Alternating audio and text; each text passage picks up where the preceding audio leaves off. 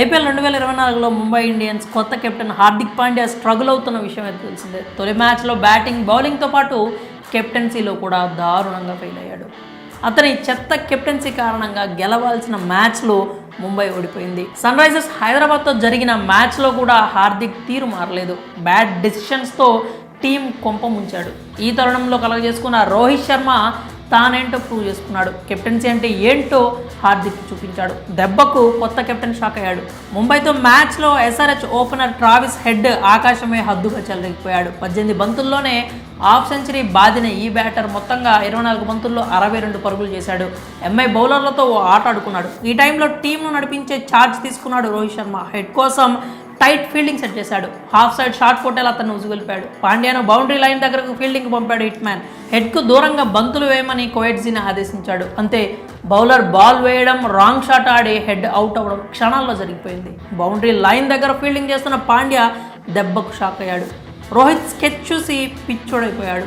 సరిగ్గా అంచనా వేయడం, కరెక్ట్ ప్లానింగ్, బ్యాటర్ను రెచ్చగొట్టడం, బౌలర్లకు అవుట్ చేయగలనే ధీమా ఇవ్వడం చూసి పాండ్యాకు మైండ్ బ్లాంక్ అయిపోయింది. ఇది చూసిన నెటిజన్స్ సోషల్ మీడియాలో రోహిత్ను మెచ్చుకుంటున్నారు.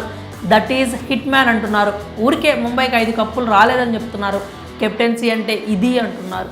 రోహిత్ను చూసి పాండ్యా నేర్చుకోవాలని, అతడి ముందు కొత్త కెప్టెన్ జూజూబీ అంటూ కామెంట్స్ చేస్తున్నారు. ఇకనైనా సారథ్య బాధ్యతల్ని రోహిత్ శర్మకు అప్పగించాలని, లేకపోతే ముంబై కోలుకోవడం కష్టమేనంటూ ఫ్యాన్స్ కామెంట్స్ చేస్తున్నారు. ఇక మ్యాచ్ విషయానికి వస్తే టాస్ గెలిచి బౌలింగ్ ఎంచుకున్నటువంటి ముంబై జట్టు హైదరాబాద్ బ్యాటర్లను కట్టడి చేయడంలో పూర్తిగా విఫలమైంది. హైదరాబాద్ జట్టు నిర్ణీత 20 ఓవర్లలో 3 వికెట్ల నష్టానికి 277 పరుగులు చేసింది. ఇది ఐపీఎల్ చరిత్రలోనే అత్యధిక స్కోరుగా రికార్డులకు ఎక్కింది. అలాగే చేసింగ్లో కూడా ముంబై అంటే కాసేపు వరకు మ్యాచ్ని గెలవగలమనేటువంటి నమ్మకాన్ని కూడా అభిమానులు కలిగించింది. కానీ ముంబై మాత్రం ఆ భారీ లక్ష్యాన్ని ఛేదించడంలో మాత్రం విఫలమైంది.